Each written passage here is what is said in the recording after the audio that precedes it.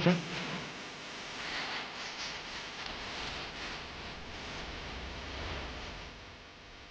नशा शराब में होता तो नाचती बोतल हे गाणं तुमच्यापैकी सर्वांनीच ऐकलं असेल।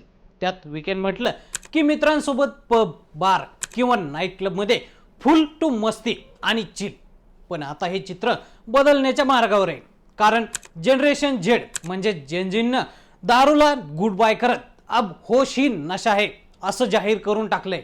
जेनजीच्या या भूमिकेमुळे मात्र दारू उत्पादन करणाऱ्या कंपन्यांचं टेन्शन चांगलंच वाढलंय आणि आर्थिक गणितही बिघडले। पण असं नेमकं घडलंय तरी काय, थोडक्यात समजून घेऊया। जेनजी मध्ये दारूची नव्हे तर योगा आणि जिमची क्रेज। जनरेशन झेडची जीवनशैली मागील पिढ्यांपेक्षा पूर्णपणे वेगळी जाईल। एक काळ असा होता की तरुणांसाठी वीकेंड म्हणजे मित्रांसोबत पब बार किंवा नाईट क्लब मध्ये पेय घेत घालवणं असं होतं।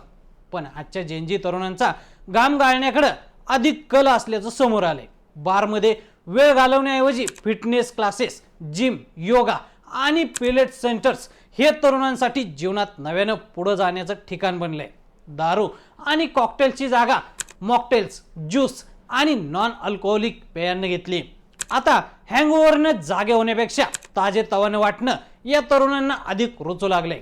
हा बदल सामाजिक बदलाच्या दृष्टीने महत्त्वाचं पाऊल मानलं जातंय। मजा मस्ती मिडनाईटला नव्हे तर दुपारीच। कधी काळी मित्रांसोबत मज्जा मस्ती आणि चिल करण्याचं टायमिंग हे रात्री 9 नंतर सुरू व्हायचं। मात्र जेन झेडनं याही वेळेला फाटा फोडलाय। मज्जा मस्ती करण्यासाठी रात्रीच्या स्लॉट ऐवजी दुपारी 4 ते 7 या वेळेची या पोरांनी निवड केली। विशेष म्हणजे या बदललेल्या वेळेत बार आणि कॅफेमध्ये जाणाऱ्या तरुणांमध्ये 34% वाढ झाली। जेव्हा तुम्ही सकाळी हँगओव्हर शिवाय उठता तेव्हा तुमची सर्जनशीलता आणि लक्ष एका वेगळ्या पातळीवर असतं। हे ब्रिज समोर ठेवून या पिढीने हा बदल घडवला आहे। जागतिक स्तरावर सॉफ्ट क्लबिंग आणि अल्कोहोल मुक्त नेटवर्किंग कार्यक्रम अमेरिका आणि युरोपमध्ये एक प्रमुख बाजारपेठ बनले आहेत। भारतात विशेषतः बंगळुरू, मुंबई आणि दिल्लीसारख्या महानगरांमध्ये हा ट्रेंड वेगाने वाढत आहे।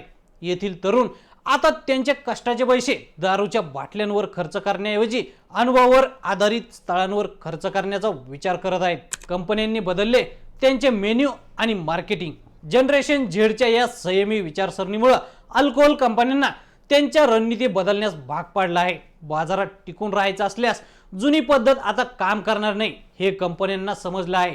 त्यामुळेच कंपन्यांनी आता नॉन अल्कोहोलिक बियर, कमी कॅलरी असलेली पेय आदींचं उत्पादन करण्यास सुरुवात केली। एवढंच नाही तर जाहिरातीचं जगही बदलत आहे। मार्केटिंग आता फक्त ड्रग्ज आणि पार्टी करण्यापुरतं राहिलेलं नाही, तर ते संतुलित जीवन आणि जबाबदार निवडींवर भर देत आहे। गुड बाय दारूमुळे कंपन्यांचं गणित बिघडलं। जानेवारी 2026 मध्ये फोर्ब्सच्या एका अहवालानुसार दारूच्या शेअर्समध्ये अंदाजे $830 कमी झाले आहेत। दिग्गज ब्रँड मानल्या जाणाऱ्या जिम बीम यासारख्या ब्रँडनाही उत्पादन थांबवावं लागलं आहे। या बदलामागील सर्वात महत्त्वाचा डेटा निल्सन आयक्यूच्या 2025च्या ऑन प्रिमाइस रिपोर्टमधून येतो। त्यानुसार जेनजी मिलेनियल्स पेक्षा दरडोई 20% कमी अल्कोहोलचं सेवन करत आहेत। जवळजवळ 56% जेनजी ग्राहक आता 4 किंवा 5 स्वस्त पेयांऐवजी 1 किंवा 2 उच्च गुणवत्तेच्या प्रीमियम कॉकटेलवर पैसे खर्च करणं पसंत करत असल्याचं समोर आलंय। त्यामुळे जुन्या काळातील दारूची जादू आता नवीन पिढीसाठी काम करत नसल्याचं सिद्ध झालंय। त्यामुळे पुढच्या वेळी जेव्हा तुम्ही एखाद्या तरुणाला कॅफेमध्ये ग्रीन टी किंवा झिरो अल्कोहोल कॉकटेलसह लॅपटॉपवर काम करताना पाहाल तेव्हा समजून घ्या की ही केवळ एक निवड नाही तर संपूर्ण अर्थव्यवस्थेचा एक नवीन चेहरा आहे।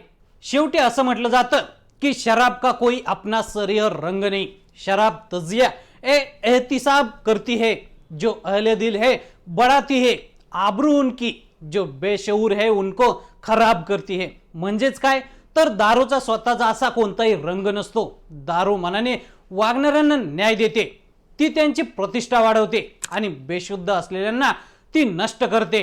तर मंडळी, जेनजींच्या दारूबद्दलच्या बदललेल्या या भूमिकेबद्दल तुम्हाला काय वाटतं आम्हाला कमेंट करून नक्की सांगा।